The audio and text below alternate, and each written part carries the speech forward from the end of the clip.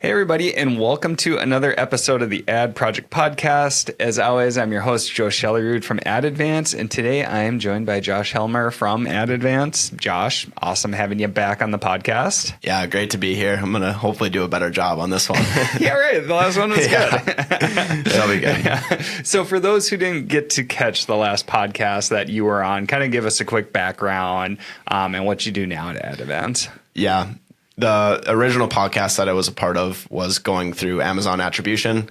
Yeah. It's definitely grown a lot since then, and I think our practices have definitely changed quite a bit from that original podcast. But my role has kind of developed more at Ad Advance here, more on the external traffic to Amazon, so focusing more on Google to Amazon. We're looking at other channels as well. But that's pretty much how my role has evolved. I'm still an account manager here at Ad Advance, so I deal a lot with day-to-day operations on the client side, hands-on keyboard, all that strategy stuff and whatnot. Yeah. And so I wanted to have Josh on the podcast as we have Prime Day coming up.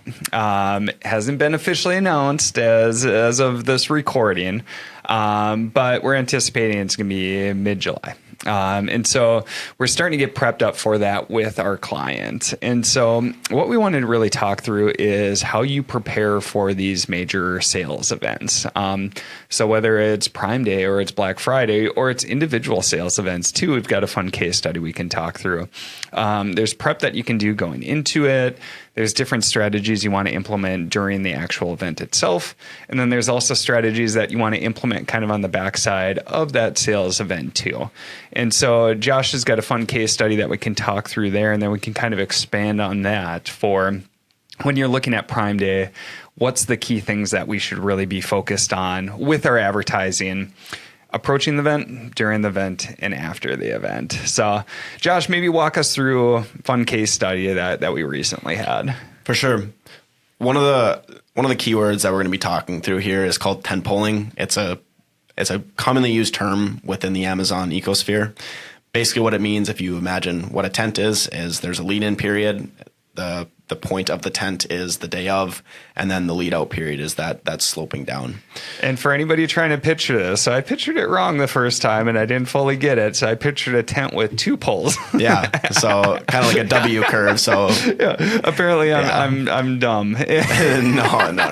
And so we've got a single pole and then lead into the event and then kind of the lead out. So slope in, slope up, and then another slope down. Definitely. So with this specific case study, we're looking at, and this can be any company of any other product, but we're going to focus on what a supplement company would do here. So with tentpoling, with leading into a period being so crucial, you're putting in a lot of ad dollars to a specific event. You want to make sure you're getting the absolute most out of it. So when we talk about strategy for events like this, whether it's Prime Day or individual events like Joe was saying, we want to make sure we have a proper lead-in strategy, a day of strategy, and a lead-out strategy. So kind of breaking that down, what does that exactly look like? So there's the example that we're going to be using here is specifically with sponsored ads and DSP. But even before we get into that, we have a lot of data around this client specifically for how many impressions it takes to convert. And that's utilized with AMC. There's a whole lot we can unpack there, but the concept of the amount of impressions that it takes for someone to convert, like if you're like for lower consideration items like a comb, you don't necessarily need that many impressions, but for something that takes a little bit more education, it's completely dependent on what product you have and what you're using. Sure. So kind of walk through that. So we utilize Amazon Marketing Cloud. And with that, we were able to determine the average amount of impressions for ads it took to lead to a purchase. Yeah, and it was more so the return on ad spend that you'd receive based on the amount of impressions. Sure. So with this specific client, anything after 7 impressions led to a much more efficient result for them. So if I'm picturing the curve, so if it's anywhere between 1 to 6 impressions, our cost per acquisition is higher, and then 7 plus it gets better because now you're starting to convert those more, or kind of walk through how that math works. Essentially, that's exactly it. So when it comes to education for this specific instance, 1 to 6 impressions was not yielding a better result because you had to understand what the product did, how it worked, and so on. Sure. So once, so this one's kind of fun too, because it's like, all right, we have to show our advertising more to get these sales, and so we have to pay more. But what that's saying is that with the familiarity and the frequency that we're showing these ads, we're overcoming this barrier finally, or helping to educate the person viewing these products to the point where once they see the ad 7 times, now at that point, their conversion rate's going to be a lot higher. It's going to lead to that eventual sale versus if we don't show the ad as frequently, then we might have a lot of people who just don't get to that education point where they're ready to make a purchase. So kind of interesting to see how those frequencies work as you extend further on, where cost per acquisition can actually get better because you're pushing more people to that final sale. Definitely. And the cool thing about that is you can see once you understand how many impressions it takes or how many touch points it takes for your brand to convert, you can start breaking down the cost efficiencies from using advertising with Amazon's display, utilizing upper funnel tactics, or utilizing broader category targets on Amazon search side. So that's probably the coolest thing. And that's essentially how we were able to capitalize this event specifically for them as well as we did, because we understand that we're able to use super relevant in-market lifestyle audiences. You get a much cheaper cost per landing page view, a much cheaper click-through rate, and so on in comparison to what you'd be paying on the search side. So it helps us make better informed decisions for our clients at the end of the day as well. Sure. Okay. So that's the lead-in period. So we know that we have to show 7 impressions to kind of get to this optimal level for cost per acquisition. So walk us through kind of steps taken to get there on the lead-in. And actually, let's describe what this event is that we had too. So kind of walk through high level, and then maybe we'll dig into some more details. So what was the key event for this client? Yeah, so the event itself is called an H1 takeover, and that's what we're referring to here, Joe? Yeah. Yeah. So with H1, basically H1 means the first slot on Amazon when you go into the homepage. So typically it's their newest Prime exclusive TV show or Prime Kindles, or I'm probably botching that. I don't know what else. Prime, a lot of Amazon type products. Yep. But you can purchase that ad type, and it garners millions of impressions. It does super well in the concept of share of voice. So leading up to that, if you can imagine like the most broad targeting possible, it's everyone on Amazon. Sure. So you want to have a proper lead-in period for this. So understanding that streaming TV, upper funnel display with either sponsored display if you're using that, or if you have access to an advertiser for Amazon's demand side platform, you're leading people in to get those touch points, understand who your brand is, what they do, how it can impact your life. Day of, when you're looking at millions of impressions that people go on Amazon every day, you need to understand that there's going to be a lot of retargeting going on. Then there's going to be a massive pool of people that you're going to get from that day. Whether you're just searching around, clicking about on Amazon, the sessions on your products are going to go through the roof. In this instance, it was, I don't know the exact amount offhand, but the amount of detail page views for that day were comparable to year-to-date views. So it's that's awesome in a single day. In a single day. Yeah. So if you can imagine the overwhelming amount of people that you could possibly retarget, it's quite overwhelming. Yeah. And this is kind of a fun one too, because like for this specific product, this supplement, it does take some education. And so while it can be marketed to a very general audience, seeing it for the first time showing up on Amazon's homepage, there can still be a lot of education that needs to occur after the fact too. Exactly. That's perfectly correct. So when we're talking about tent polling, specifically in advertising, we'll talk about flights And a flight is just essentially a set of dates for when you're advertising. So there's multiple ways to do it, but the most simplified way, so flight 1, lead-in period to when that event is happening. Flight 2, the day of, or flight 2 can be day of and lead out, or you could have 3 separate flights. Depending on how you optimize your account, there's several ways to do it. In this instance, we did 1 flight and then 2 flight, or the second flight for day of and lead out. Sure.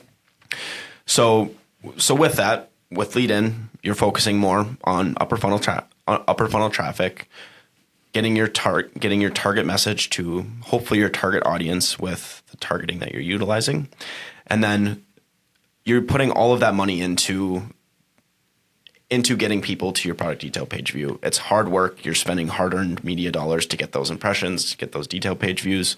You want to capitalize on it.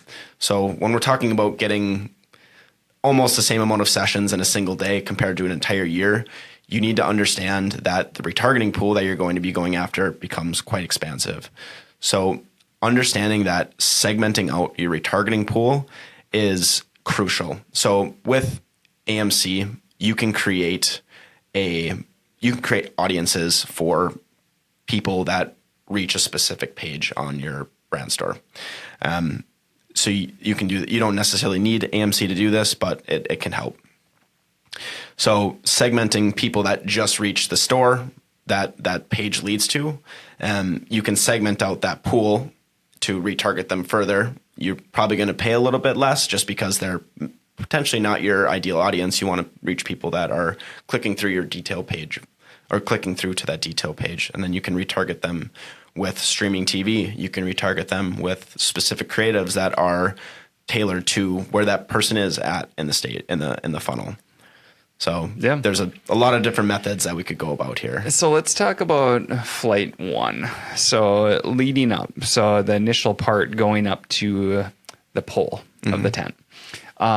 So we know that it typically takes about 7 impressions for the ads to really maximize or optimize our cost per acquisition. So when did you start really ramping up upper funnel strategies? And then did you try to get all 7 impressions ahead of time? So then when the homepage takeover started, then a lot more people were familiar with it? Or kind of talk through the strategy leading up to it. When do we start? How do we set frequencies? How does that whole process look? Yeah, so that's a really good question. As far as when to start, again, it really depends on what type of product you're advertising. For this one specifically, I believe we started roughly about a month out. We started ramping up spend closer towards so for this instance, it happened mid-month. Sure. So we're starting to focus at the end of the month prior, and then really starting to ramp that spend up closer and closer to the day of. So as far as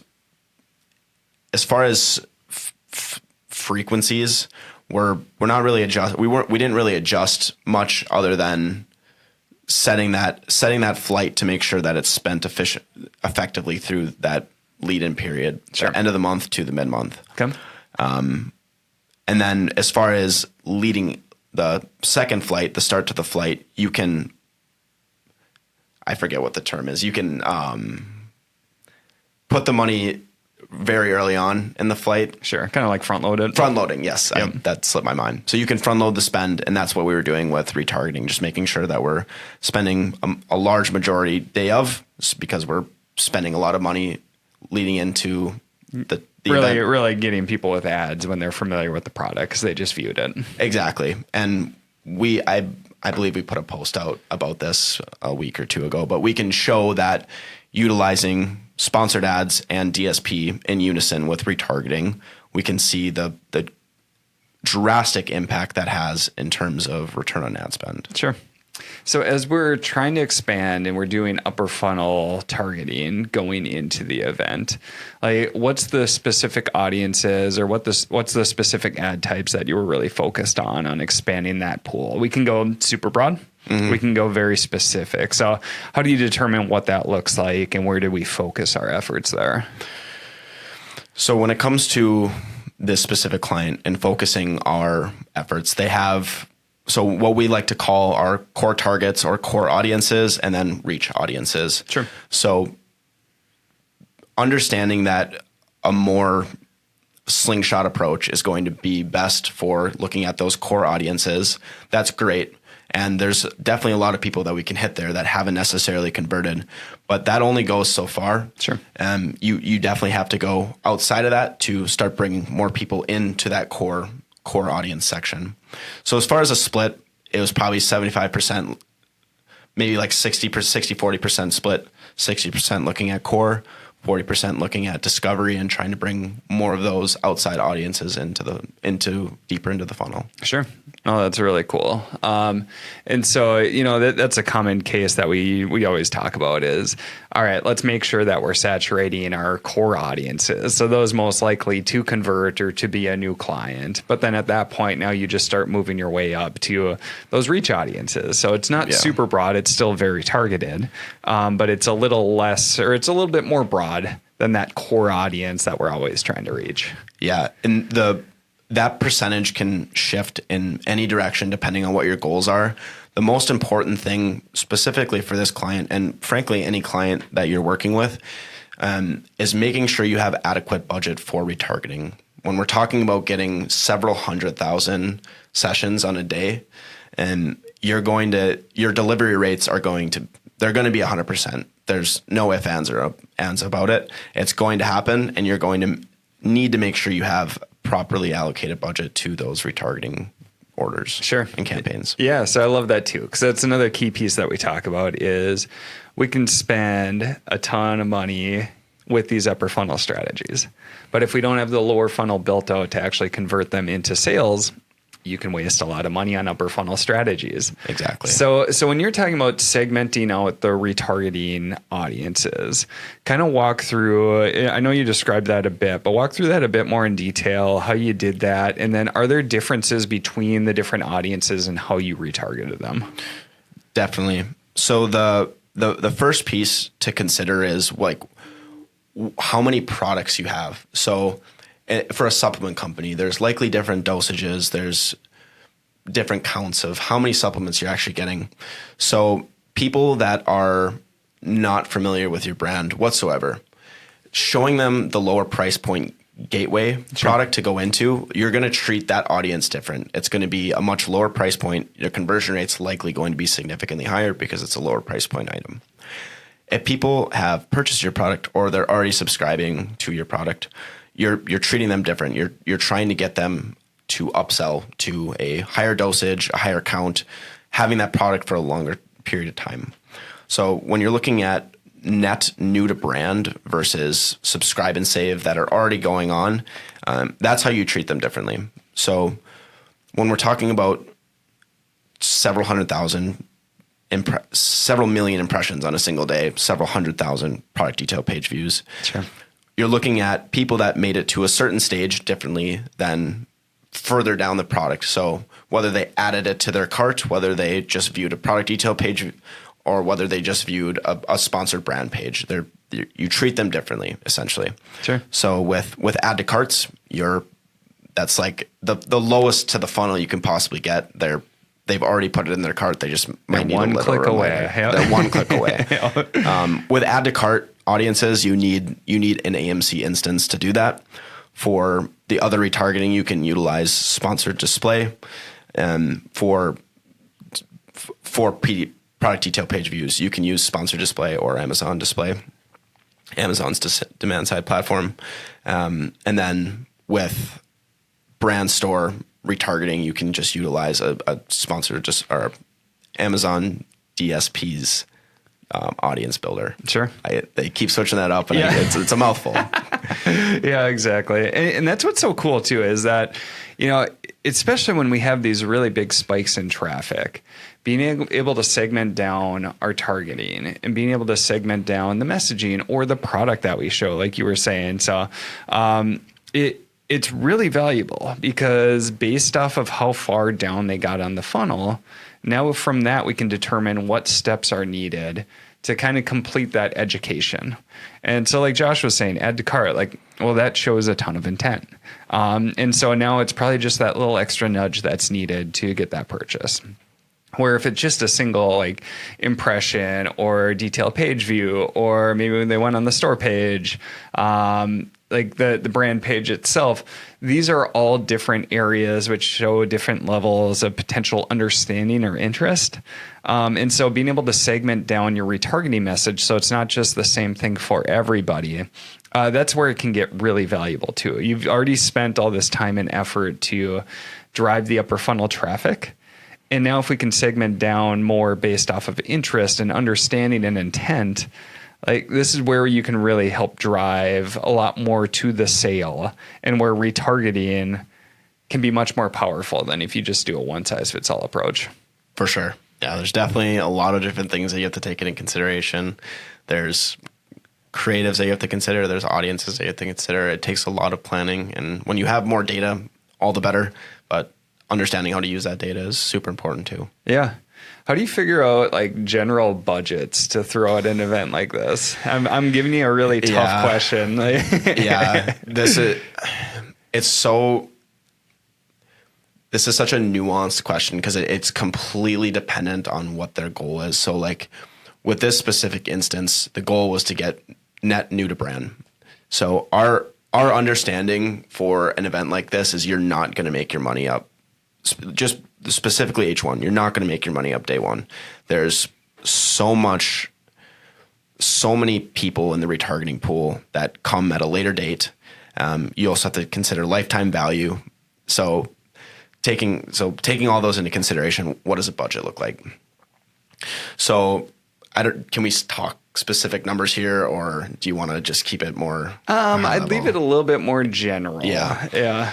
So generally, like the lead-in period, you're focusing a lot of your ad dollars on upper funnel. You're not necessarily focusing as much on retargeting because leading into a day like Prime Day, people are anticipating a sale. Sure. Your retargeting dollars are probably better spent day of and post if you have like lightning deals or promo codes, whatever. So budgets leading in, definitely more focused on upper funnel. Budgets leading out, you can taper away from upper funnel and focus more on the retargeting pools. Yeah. So one other key piece that you've dug into, I'm just being very familiar with outside traffic and attribution. Like, we've had other cases where people have like a solid mailing list or other ways to drive traffic ahead of time or during the event. Can you kind of quickly walk through that and what that looks like? For sure. So when there's so much focus on Amazon for Prime Day, it can be a lot. If you have the brand, if you have dollars to do this, like so many people are putting in ad dollars towards search, specifically on Amazon, display across the internet. There's definitely an opportunity to look outside of Amazon. And that's where Amazon attribution comes in for recording what happens on Amazon, the conversions or the events that happen on Amazon. So like Joe was saying, like if you have a detailed list for a detailed email list, you can garner hundreds of thousands of dollars in sales. I've seen it many times with several different clients, not specifically this one. The impact that you can have from sending just a simple email to an audience that are already primed and ready, that have purchased from you in the past or they're familiar with your brand. That's easy money to send out on a day like that. That's external traffic to Amazon, and you're getting referral bonuses back as well. Yep. Yeah. So for those who aren't familiar with Amazon attribution, it's a way to track to the conversion for outside traffic. And then within North America, at least, there's an affiliate, not an affiliate, but a bonus that you get. So it ranges based off of the category, but it averages about 10%. Mm-hmm. So this can be great too, because you can get this boost from sending people through this link. Amazon incentivizes you to send outside traffic to Amazon. Mm-hmm. This is great because you can track the impact of it. But if you've already built up that brand equity and that relationship with a mailing list or on social, and you're running a deal, say on Prime Day, letting people know about it, it could drive a huge amount of sales. And that 10% extra, it can be extremely helpful, especially with how competitive Amazon can be. And if you are giving a discount, it can really help with those margins.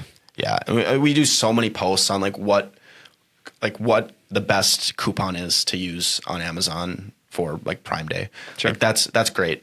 When the amount of times we've worked with brands that have done the heavy groundwork leading up to an event with social media, emails, whatever type of external things that they're doing on the e-commerce side, it is unbelievable how many dividends it pays off on day of. It's happened time and time again. Yeah. Yep. Yeah. And so as you're looking to prep for, say, like a day like Prime Day, so there's multiple things you can do. So one is from an outside traffic standpoint, whether it's on social or the mailing list, maybe prepping up and letting people know that, hey, I'm going to be running a deal on Prime Day or what that looks like, and setting up the Amazon attribution links going into it. And then also, it's completely dependent on your product, but based off of the lead in and typical frequencies that you need to see. If you don't know this, you can use your intuition for it. Is this more going to be like an impulse purchase, or is my product, is it much more detailed and require a lot more education? And sure, that can really set what that lead in should look like coming into Prime Day. If it takes a lot of education, but you've got solid margins and solid lifetime value, like that's where you can really invest in more upper funnel strategies going into the day. If it's more of an impulse purchase, maybe wait until a little bit closer to the day, getting people familiar with your brand and your products. So then when Prime Day comes, now they're ready to purchase. And then after the fact, really focusing on that spike in traffic that you saw. How do we convert those folks who showed interest but didn't purchase day of? And so that's a key piece that I see a lot of people missing is that, all right, we just had a ton of interest, but they didn't quite have that nudge to purchase. Now, how can we fully take advantage of that? They showed interest, they showed intent.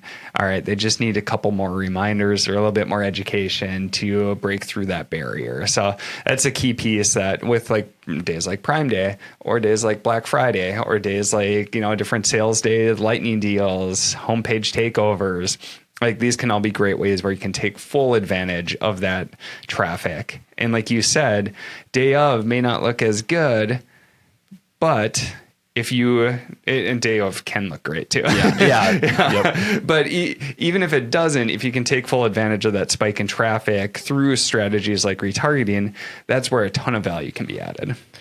Definitely. I mean, I think it's very easy to get caught up in day of results like, oh, this didn't work. Sure. And I mean, it can be like we talk about this so often. It's not a sprint. It's a marathon. When you're looking at this information, it's over a longer time horizon, and in my opinion, it pays off. Like investing those ad dollars leading in, day of, leading out. If you have a good product, it's going to work out. Yeah, I love it. Well, before we wrap this up, Josh, any final words of advice coming into Prime Day? We covered a lot. Anything else? No, it's a fun time of year. It gets pretty hectic. Some hopes are pretty low going into it. It's just a lower conversion rate time of year. So coming into a fun sales day, it's a blast. I really enjoy it. I have some pretty awesome. We get to work with some pretty awesome clients going into it. Just understanding that strategy is super important and to have fun day of and just know that all your efforts are going to pay off. There you go. Looking forward to it. So, well, I hope that you got some value out of this. And key thing is, as we approach Prime Day, whatever those specific days end up being once they announce it, there's a lot of strategies that you can implement before, during, and after. So hopefully you got some key actionable items. And then if you've been listening to the podcast, if we've been adding some value, if you could take a second and just leave us a review on podcast platform that you listen to, that would be so awesome. We really appreciate it. And as always, really appreciate you taking the time to listen. So as always, we'll see you on the next episode of the Ad Project Podcast.